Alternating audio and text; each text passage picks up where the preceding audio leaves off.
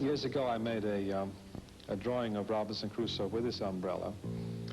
And I've always imagined myself at those moments when I'm alone in the studio that I'm like Crusoe on his island.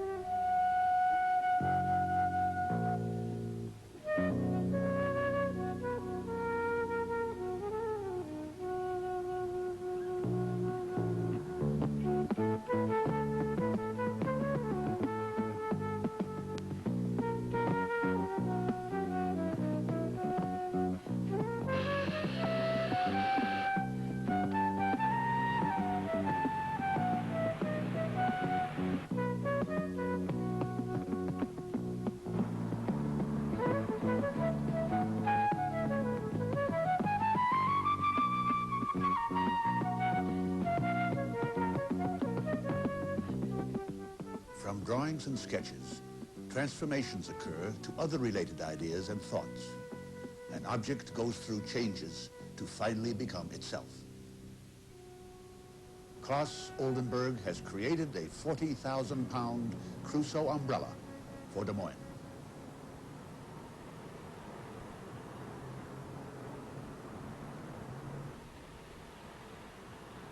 In a sense, the Civic Center of Des Moines is an island in the heart of the city. It is also a place where the arts can happen, both outside on Nolan Plaza and inside in the Civic Center Theater. A major art happening occurred when Claes Oldenburg was asked to design a sculpture for Des Moines' island in the city. At a cost of $125,000, $50,000 from the National Endowment for the Arts, and $75,000 raised locally, the governing board of the Greater Des Moines Civic Center commissioned Claes Oldenburg to fabricate the 53-foot-long, 33-foot-high Crusoe umbrella and place it on the concrete beach of Nolan Plaza. Large-scale monumental sculpture is not new to Oldenburg. Using his favorite theme of common inanimate objects, he has already created a 45-foot clothespin for Philadelphia in 1975, and in 1977, a 100-foot bat column for Chicago. But perhaps he is best known for his soft sculptures. In the history of art, innovation has been one of the major factors in determining an artist's importance. Innovation plus the influence that that artist has on other artists who come after him.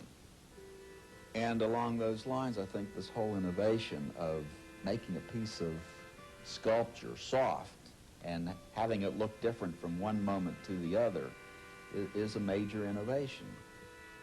And then the whole use of subject matter in Oldenburg, too, I think is really unique. Very mundane subjects, and yet they become abstract. And yet, at the same time, it retains all those connotations of an actual object. So you begin reading things into it. The engagement with Robinson Crusoe could be said to go back to 1977, when I was living in Holland. And we had an umbrella in the garden, which the children played with. And I also visited my wife's father, who's since died, a wonderful man who lived in the north of Holland on a farm and had his own garden and a big beard, and really was very much of a Crusoe-like figure. And we talked a lot about plants and different shapes of plants. The first drawings were of an umbrella were very plant-like, and immediately there was a reference to Crusoe, and all those poetic ideas came together, so that the idea of a Crusoe-related organic plant-like umbrella really goes back to before I started this commission. When I came to Des Moines, I wasn't thinking of the umbrella at all. However, the idea of the umbrella was awakened by the sign, you know, the traveler's sign. I just saw suddenly an umbrella lighting up in the night, and then I began to notice that many forms in Des Moines had a dome shape. It occurs in the logo of the city. It is a reference to the arches of the bridges, also to the domes of the Capitol. I also had felt from my first glimpse of the site that what was needed was something not only organic but also circular to play against the severe geometry of the building. So I was thinking about pumpkins because it happened to be, I think, around Halloween. The nice thing about pumpkins is that they're a kind of organic version of a geometrical form, which is about what I was looking for. I went back to New York and I tried all kinds of things. These projects begin on a very, very primitive scale. I like to keep it as primitive as possible, and I like to work entirely within what lies around my studio, which over the years has become quite a lot of possible debris. I like to start at the lowest possible level of achievement, you know, with paper clips and staples and whatever's lying around, old shirt cardboard. Then I feel from the very beginning that the piece is really mine and comes out of my studio. And even when it gets to be magnified, it still goes back to those beginnings. It's rather poetic at that stage. I'm wandering around in my studio and I'm thinking of all kinds of things. It's a very fertile time, and the problem really is to make it focus on something. There are lots of frustrations. It's especially frustrating at the beginning of a project when you have no idea what you're going to do and you have the feeling that everybody's waiting for you and ready to pass judgment on you. So that you have to be very, very exact, you know, and you have to get the right solution. And most of the solutions in the beginning are all wrong. When I first saw the site, I felt as if I was standing on a concrete beach. And in fact, one of the early suggestions that came into my mind was making a concrete sailboat. An earlier idea revolved around the concept of an arch of some kind, the bread arch. It was like a band flung in the air. I think it was a reaction to the open air I felt here.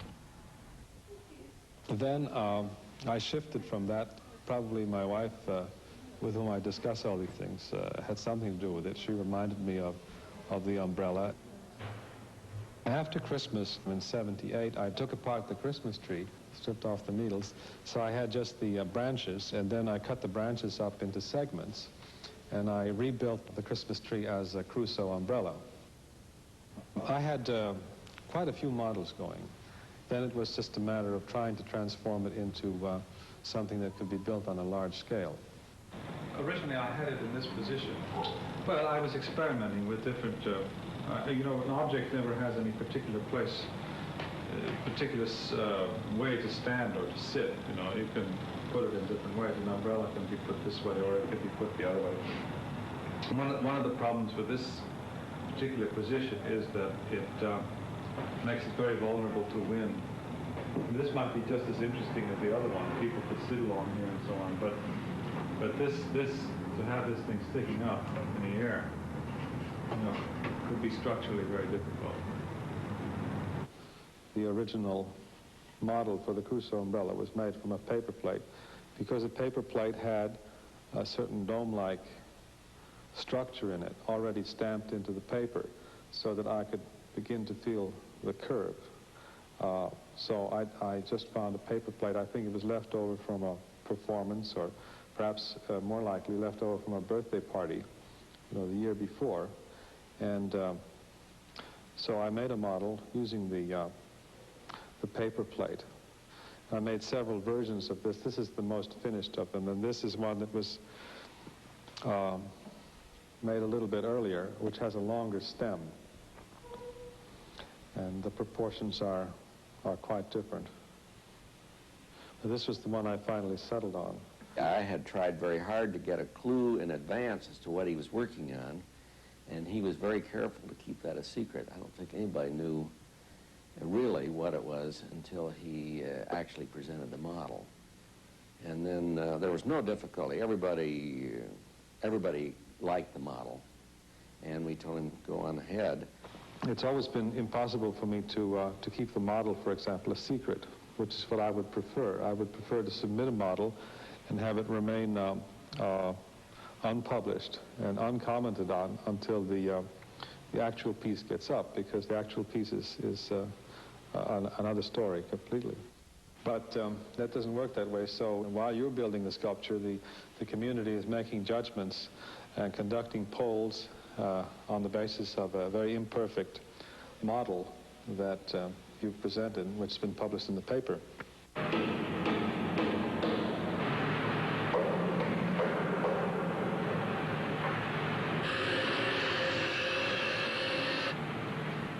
By satisfying a growing market for public sculpture, Lippincott Incorporated has become the country's foremost fabricator of large-scale metal art. It's here, at this fabricating shop, skilled metal workers bring the ideas of some of America's leading sculptors to reality. So we may have to discuss ways of molding that might make sense to you. It's a challenge to put a personal concept through the factory. I don't think you can do it in every factory. I think Lippincott specializes in trying to follow the artist's way of thinking.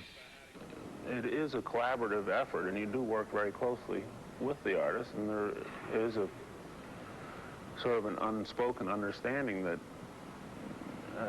develops over a long period of doing this. And we've worked with Claes since the late 60s, so we've known him a long time, and Bobby, who did most of the welding on the piece and forming, has particularly worked with Claes. So there is a lot of understanding and back and forth discussion about things that goes on there, which is part of what makes the whole job so rewarding to us.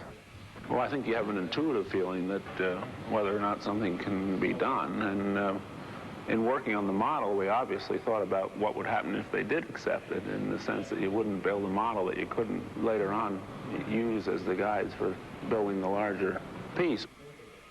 Once it was accepted, then we went into formal engineering and really figured out the necessary thickness of the metal and the way of attaching one piece to another and so on. And of course, all of that was working very closely with Claes in terms of the ultimate thickness of the section, which is 5 inches. That was an aesthetic decision, and once that was made, then the decision of the material itself being half-inch plate was an engineering. Robinson Crusoe had very little technology, and he was able to make things in a certain way. When you have machines like at Lippincott, you can make things in another way. The critical point, of course, is how much you're affected by the forms of the technology. When you work in a factory, there's a tendency to select subjects that have mechanical possibilities, like a razor blade. I mean, a razor blade would be very easy to make in a factory, whereas the Crusoe umbrella is very difficult to make.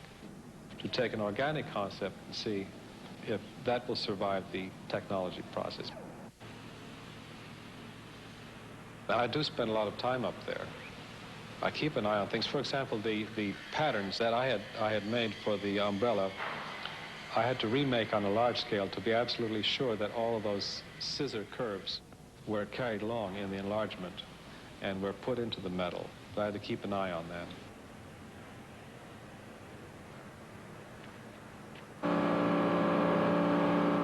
Any piece that we do, we always set up in North Haven to make sure that everything fits together properly, but also for a final look at it from Claes's or the artist's point of view in terms of any changes that might be needed to be made. But in the case of this piece, we set it up in additionally to do the final fitting and drilling of bolts.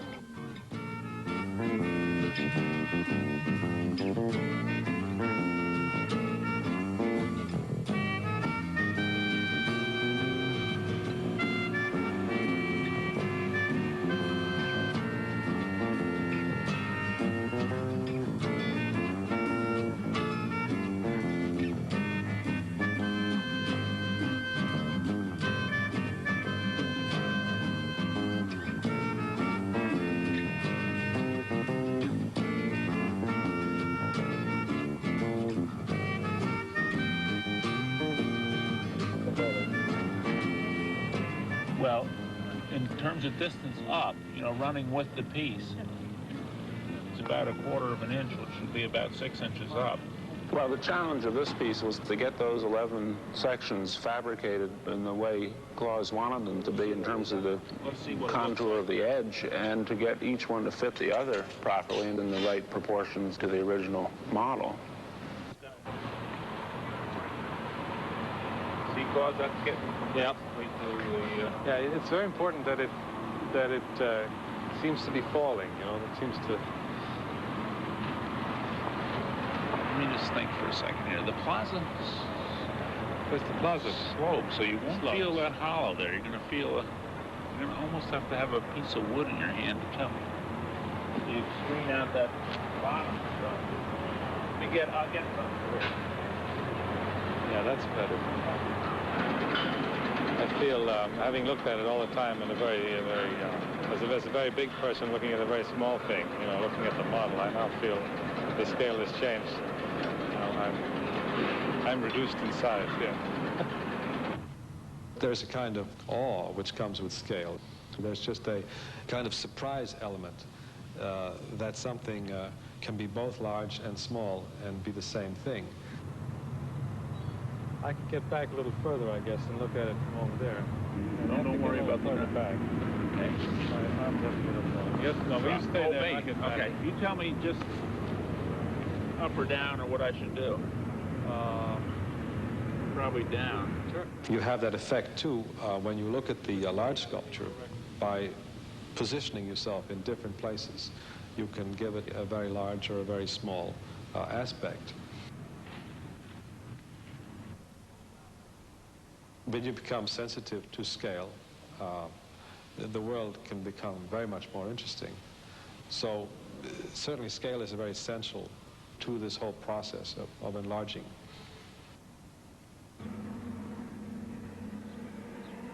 What's that there you're hauling? I'm hauling an umbrella, hello. An umbrella? Yes, sir. It'll be an umbrella. Hey, is that umbrella keeping you guys dry back there? Ah, yes, sir. Yes, sir. Very dry, thank you.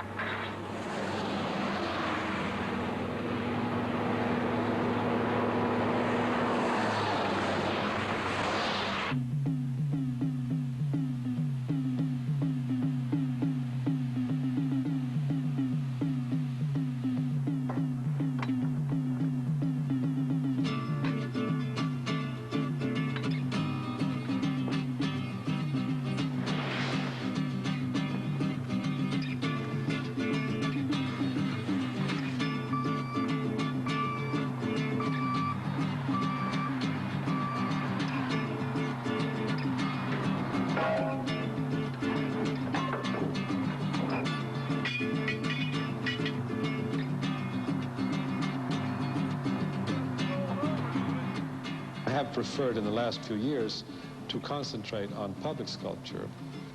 There was no such thing 10 years ago. You made your art and you made it for private people. Someone buys it for a relatively small amount and puts it away somewhere where nobody can see it. 5 or 10 years later sells it for 1,000 times more than they paid for it, you know, and you get none of the money. Your art, which you felt strongly about, is just used as a kind of trading device, you know, it's used like money. It's usually hidden away. That's the worst part. This way, anybody can see it. It doesn't cost anything, you know. Public sculpture means something to me other than just being large. It fits in with my idea of how art should be shown to people and should be used. Well, this end will be about 10 foot off the ground. That's why 2 cranes are easy. You can hold that up and set all this up.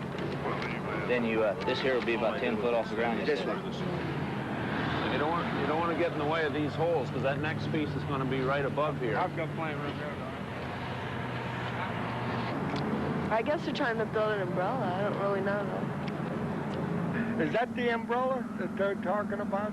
That's the umbrella. That's the umbrella? I thought it was going to be a regular umbrella.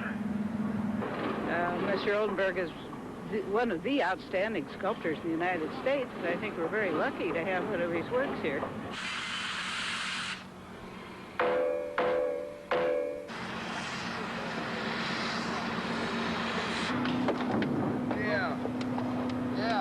mean, the dome is going to make a kind of a window here and on the corner, and the tail part will be over here. So the diagonal will more or less travel in the same direction as Locust Street up towards the Capitol.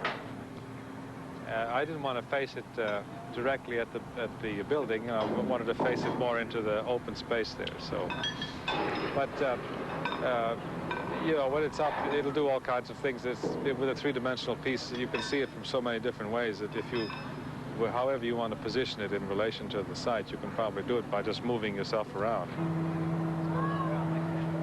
I tend to like things that float. I tend to think about whether things are following or denying gravity. I mean, it could be just as interesting to have an extremely heavy form as to have a light form. But perhaps the most interesting kind of form is the one that is actually heavy but seems to be very light. And the umbrella is a form like that. What I've tried to do with the umbrella is to keep it as light as possible.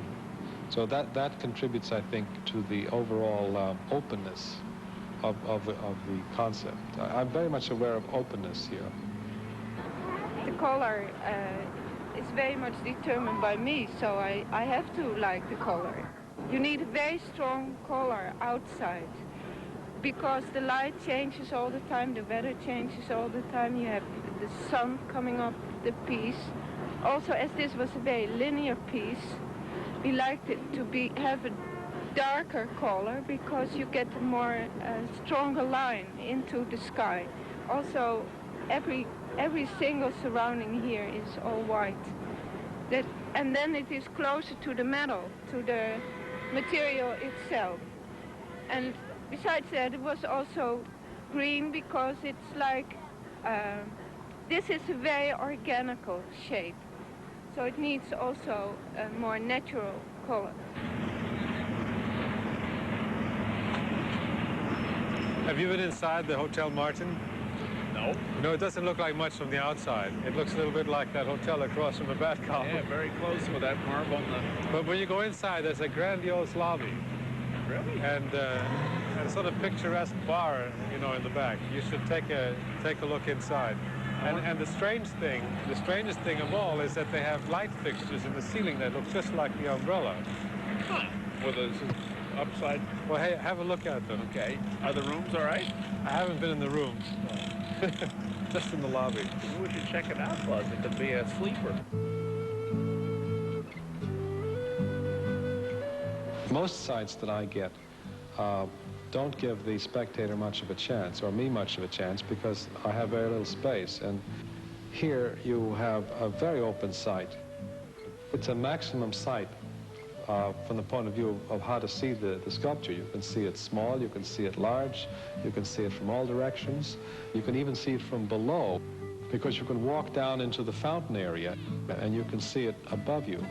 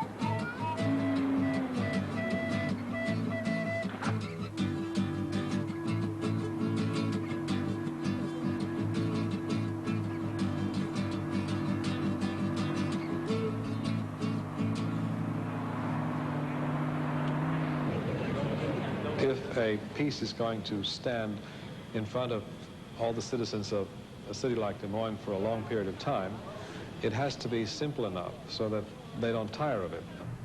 I think people would tire more of a complex form, so it has to be a simple form with maximum suggestion. And the idea is to pack as much suggestion into the form as possible and yet not make it vague. It isn't that these things are very profitable. I think that in this case, I hope to make some money. in Chicago in the bat column, I wound up actually $40,000 behind. Now, in the case of the umbrella, I haven't added up the costs, but probably it will cost around $75,000 for the fabrication. And then there's the transportation, which I have to pay for, and the installation, which I have to pay for, and the foundation, which I have to pay for.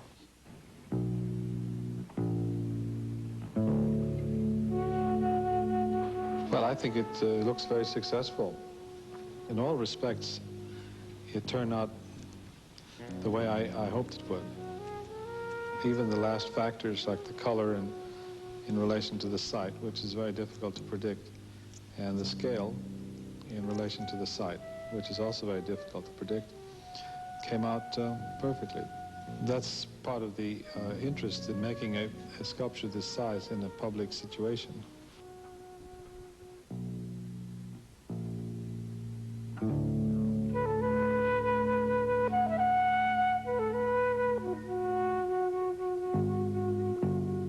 I have to leave the object to take care of itself. And I just have to hope that I've put enough into it so that it does fit into the surroundings.